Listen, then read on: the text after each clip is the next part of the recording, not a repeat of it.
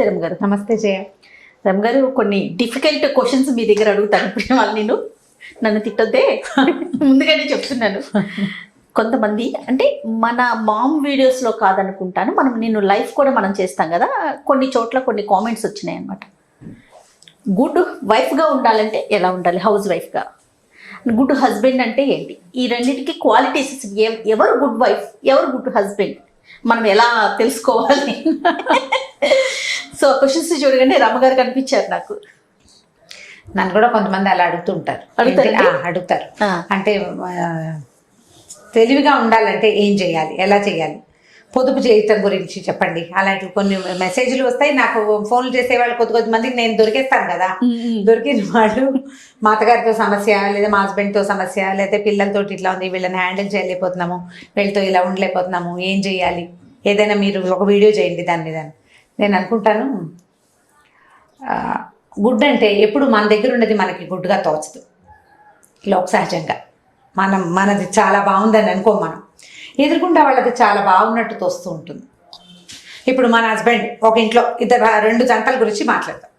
ఒక ఇంట్లో ఒక అతను కొంచెం సుమారుగా అంటి ముట్టినట్టు ఉంటాడు, ఏం పెద్ద పని పాటల్లో పాల్పంచుకోడు, ఆయన కొంచెం అంటి ముట్టినట్టుంటాడు. ఆవిడే బజార్లు తిరిగి సామాన్లు తెచ్చుకుంటుంది, ఆవిడే ఇల్లు బాతులు తనకు కావాల్సినట్టుగా సర్దుకుంటుంది, ఇంట్లోకి వస్తువులు తనే తెస్తుంది, పిల్లల స్కూల్ని తనే హ్యాండిల్ చేస్తుంది.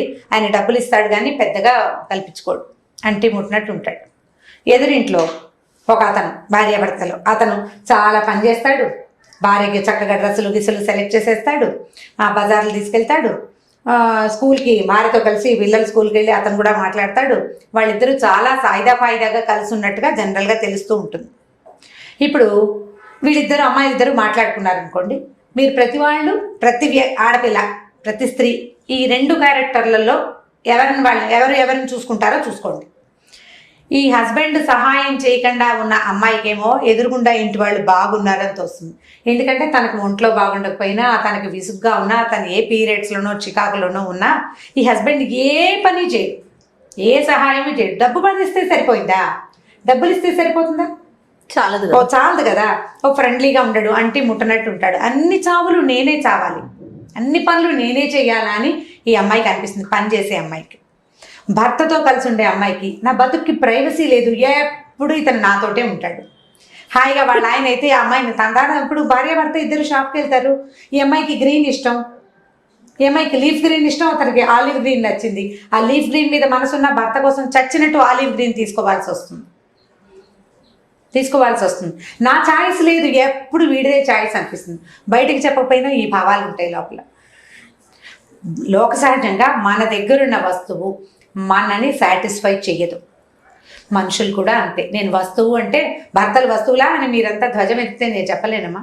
ఎప్పుడు కూడా స్త్రీలు పురుషుల్ని సాటిస్ఫై చేయలేరు, పురుషులు కూడా స్త్రీలని. ఈ రకమైన సాటిస్ఫాక్షన్స్ చాలా కష్టసాధ్యమైనవి.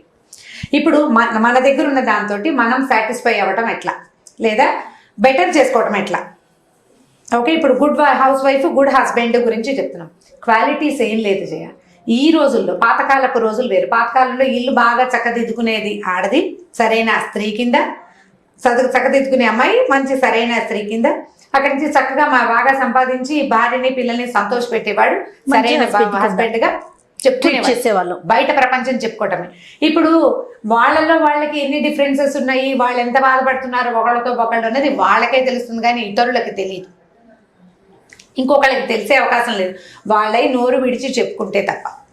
ఇప్పుడు ఇదివరకు ఇట్లా చెప్పుకునేందుకు పాపం అవకాశాలు ఉండేవి కాదు. మగవాళ్ళు ఓపెన్గా ఇలాంటి విషయాలు మాట్లాడడానికి మొహమాట పడేవాళ్ళు. మా ఆవిడతో నాకు సాటిస్ఫాక్షన్ లేదు, ఆ అమ్మాయికి ఏం పని రాదు, లేదా ఆవిడ మంట బాగుండదు, తెల్లకి వస్తున్నాను, అలాంటి చెప్పేవాళ్ళు కాదు కదా. ఆడవాళ్ళకి విపరీతంగా పనులు ఉండేవి. ఇల్లా జల పనివాళ్ళు తక్కువ ఉండేవాళ్ళు, చాలా పనులు. పప్పు రుక్కుంటే కానీ కష్టపడి సాయంత్రానికి టిఫిన్ రాదు, అవును, పొయ్యలు వెలిగించుకుంటే కానీ వంట కుదరదు, ఎంత పని. ఈ పనులతో సతమతమయ్యి పైగా లెక్కలేని సంతానం కూడా ఒకటి ఉండేది. ఈ సంతానాలతోటి పిల్లలు, పెద్ద పిల్లలు పురుళ్ళు, చిన్న పిల్లలు పెళ్ళిళ్ళు, పసిపిల్లల ఆలనా పాలన, నానా పనులు ఉండేవి. ఏదైనా ఉక్రోషం వస్తే ఈ అమ్మ దగ్గర తోడుకోవడం దగ్గర వెళ్ళబోసుకుని తర్వాత మళ్ళీ పనిలో పడేవాళ్ళు. వెళ్ళబోసుకుంటూ కూర్చుంటే రోజులు గడా పని చేసుకోవాలి కదా. ఇప్పుడు మనకి వెళ్ళబోసుకునేందుకు, చెప్పుకునేందుకు, మాట్లాడేందుకు చాలా ఉన్నాయి. అవును. ఎన్ని అవకాశాలు ఉన్నాయి. మగ పిల్లలు కూడా ఈ అమ్మాయితోటి చాలా ఇబ్బందిగా ఉందనే విషయాన్ని ఓపెన్గా మాట్లాడడం మొదలు పెట్టేశారు. మగవాళ్ళు చెప్పుకుంటున్నారు. ఎవరికి చెప్తారు అమ్మగారు? వాళ్ళ ఫ్రెండ్స్కి, వాళ్ళ ఫ్రెండ్స్ నేను చెప్తారు. అనుకుంటాను ఆడపిల్లలే అక్క చెల్లెలకో అమ్మకో లేకపోతే ఫ్రెండ్స్ కో చెప్పుకుంటారు. మగ పిల్లలు అంత అంటే ఎక్స్ప్రెస్ చేయరేమో అనుకుంటాను. ఆడవాళ్ళు ఎక్కువ మందికి చెప్పారు ఒకే విషయాన్ని, మగవాళ్ళు తక్కువ మందికి చెప్పని డెఫినెట్గా చెప్తున్నారు. ఫ్రెండ్స్కి, కొలీగ్స్కి షేర్ చేస్తారు, చేయకుండా ఉండట్లేదు. ఈ డిసాటిస్ఫైడ్ కొట్టుకుంటున్నారు. పోట్లాడుకోవడం కూడా ఎక్కువ ఉంది కదా, పోట్లాడుకునే స్ట్రెస్ వల్ల ఎక్కువ పోట్లాడుకుంటూ ఉంటారు. ఇప్పుడు ఈ రోజులకి ఒకళ్ళనొకళ్ళు ఇబ్బంది పెట్టకుండా ఉండేవాళ్ళు good house wife, good husband. Okay, ఇప్పుడు అతను బాగా బిజీగా ఉన్నాడు, అమ్మాయి కొద్దిగా స్వతంత్రించి 4 పనులు చేయటం నేర్చుకుంటే గుడ్ హౌస్ వైఫ్ అవ్వగలుగుతుంది. నీ పరిధిలో నీకున్న అవకాశాన్ని బట్టి, నీకున్న డబ్బును బట్టి, నీకున్న చదువుని బట్టి నీ రీచ్ని పెంచుకునే ప్రయత్నం చేయాలి. నేను కొంతకాలం వర్క్ చేశాను, తర్వాత చాలా కాలం హౌస్ వైఫ్గానే ఉన్నాను. ఫ్రీలాన్స్ టీచింగ్లో ఉన్నప్పటికీ నాకు దాని నుంచి సంపాదన ఏం లేదు. హౌస్ వైఫ్గానే నాలాంటి వాళ్ళు బోల్డ్ మంది ఎంతమందో ఉంటారు. ఇప్పుడు సాటిస్ఫాక్షన్ లెవెల్స్ ఎవరి లెవెల్ వాళ్ళదే కదా, ఎవరి లెవెల్ వాళ్ళదే ఉంటుంది. ఇప్పుడు నేను 4 పనులు చేస్తూ అబ్బా ఇవన్నీ నేను చేస్తున్నాను నాకు చాలనుకోవచ్చు. నేను ఒక్కొక్కళ్ళు 4 షాపింగ్లు చేసేసి అన్నీ కొనుక్కోలేకపోతున్నామని దిగులు పడేవాళ్ళు కూడా ఉంటారు. లెవెల్ని మనము ఎక్కడున్నాము అనేది ఆలోచించుకుని దాన్ని బట్టి మన సాటిస్ఫాక్షన్ లెవెల్స్ పైకి కిందకి పైకి కిందకి అవుతూ ఉంటాయి. మీ రీచ్లో మీరు ఏం చేయగలుగుతారో అది మ్యాక్సిమం ఎక్స్టెండ్ చేసి మిమ్మల్ని మీరు ప్రూవ్ చేసుకునేందుకు ట్రై చేయండి ఎవరైనా సరే. మరి ఇప్పుడు ఇంతకు ముందు మనం చెప్పుకున్నట్లుగా అతి ప్రేమ ఉన్న హస్బెండ్ అనుకోండి, వాడు యాక్సెప్ట్ చేయాలి కదా. మనం బయటికి వెళ్ళి ఏదైనా కొనుక్కోవాలి, ఎప్పుడు తనే తోడుండి తనే చూస్ చేస్తాడు. ఇప్పుడు మనం మీరు అన్నట్లుగా లెవెల్స్ పెంచుకొని మనమే ముందుకెళ్ళి ఎందుకులే తనకి ఇబ్బంది అని మనం కొనుక్కున్నాం అనుకోండి, ఇంట్లో పర్సన్ యాక్సెప్ట్ చేయాలి కదా. మరి మాట్లాడుకోవాలి. ఇదివరకటి రోజులు కావు కదా. ఇప్పుడు మీరు అమ్మకి అమ్మలక్కలకి చుట్టుపక్కల వాళ్ళకి పేరెంట్ వాళ్ళకి చెప్పే అవకాశం కంటే హస్బెండ్తో మాట్లాడాల్సిన అవసరాలే హెచ్చుగా ఉంటున్నాయి మనకి. మీరు అతను కూర్చుని మాట్లాడుకోవటమే, అతను చెప్పాలి నువ్వు రావక్కర్లేదు నేను చేసుకుంటాను, నువ్వు రా అని కొత్తలు ఇవన్నీ కూడా పెళ్ళైన కొత్తల్లోనే అలవాటు అవుతాయి చెయ్య. కొత్తల్లో ఇద్దరు కలిసి జంటగా విడబాయని జంటలాగా ఇలసాటి లేని జంటలాగా తిరుగుతారు. తిరిగిన తర్వాత కొన్నాళ్ళు పోయాక వీడు తనేమి పండివ్వట్లేదు అన్ని వాడి చాయిసే కొనిపిస్తున్నాడు అని అమ్మాయికి అర్థం అవుతుంది.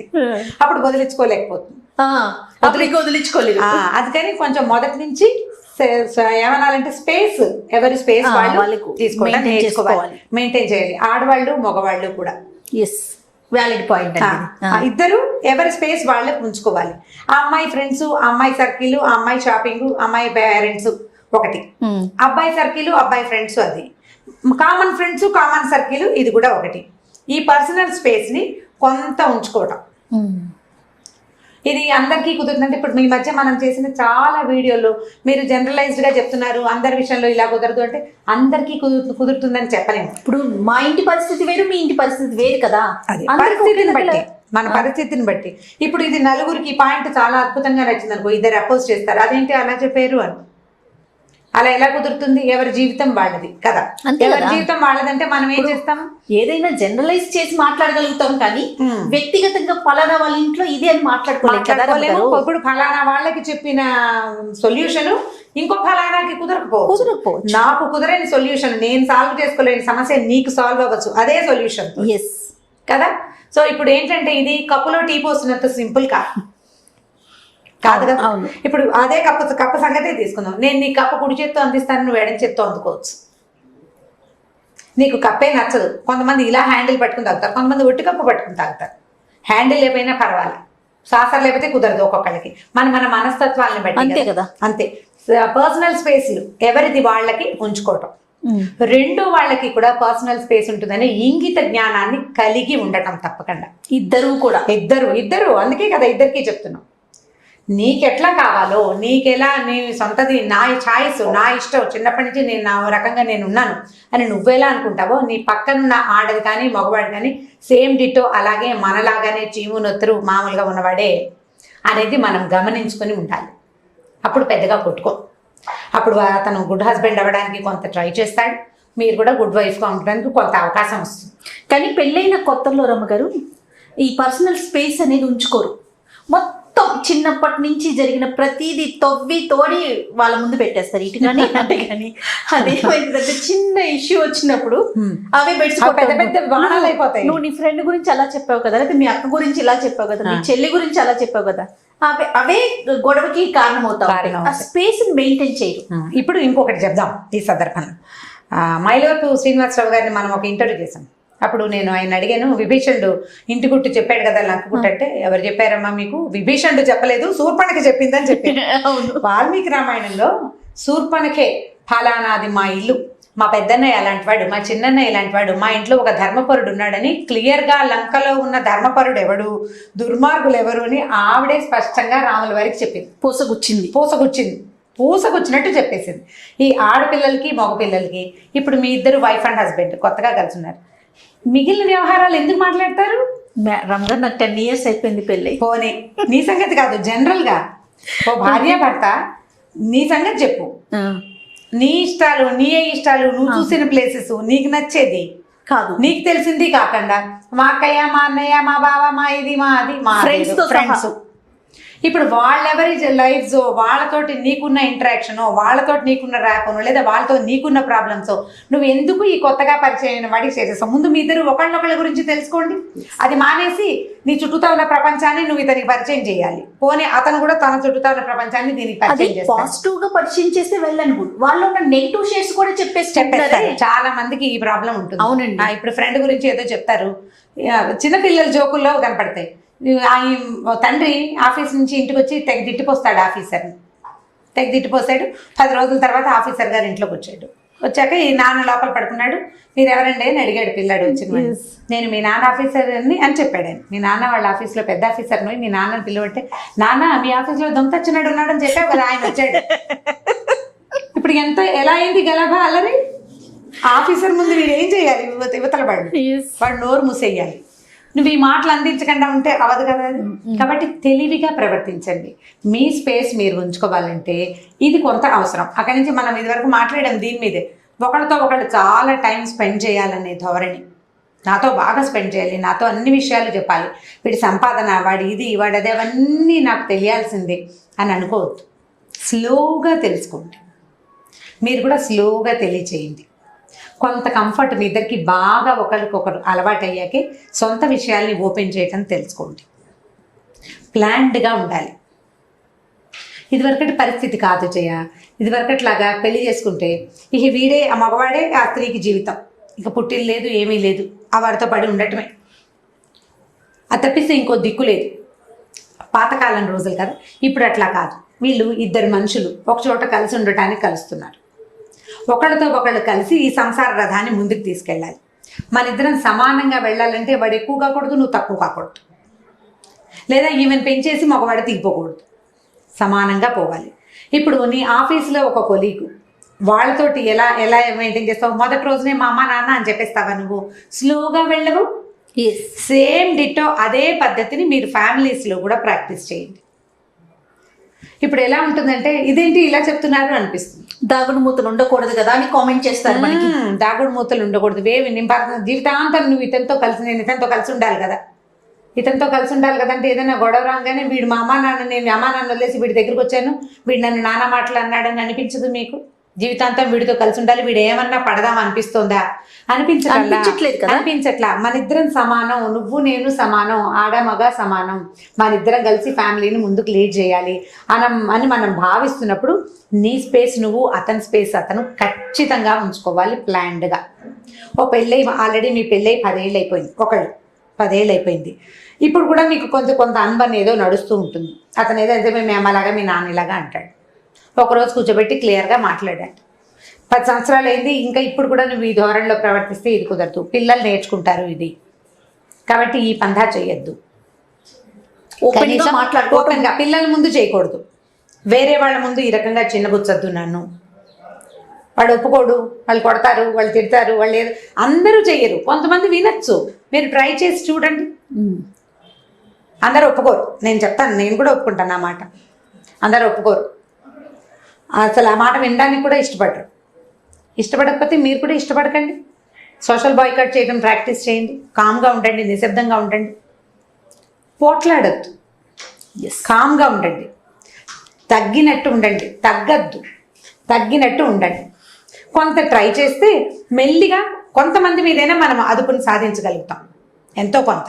ఇప్పుడు అదుపు అంటే వాడి నెత్తి మీద మనం ఎక్కేయమని కాదు, మన నెత్తి మీద వాళ్ళని కూర్చోబెట్టుకోమని కాదు, సమానంగా పోవాలి కదా. మీరు చిన్నపుచ్చుకోకూడదు, అవతల వాళ్ళు ఎక్కిపోకూడదు.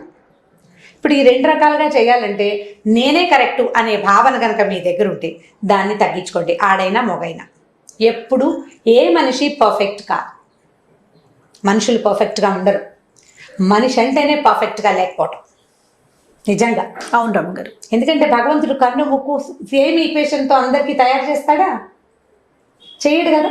అలాగే మానవ మనస్తత్వాలు, మన పెంపకాలను బట్టి, మనం పెరిగిన వాతావరణాన్ని బట్టి, మనం చూసిన ప్రపంచాన్ని బట్టే మన తాలూకు ప్రవర్తనలు ఉంటాయి. ఎక్కడ మనం తగ్గుతున్నాము, ఎక్కడ మనం పొరపాటు చేస్తున్నాము, మనం ఎక్కడ తగ్గాలి, మనం ఎక్కడ కరెక్ట్ చేసుకోవాలి అనేది కనుక మీరు ఆలోచించడం మొదలు పెడితే ఆటోమేటిక్గా పర్ఫెక్షన్ వచ్చేస్తుంది. మీరేం ట్రై చేయక్కర్లా.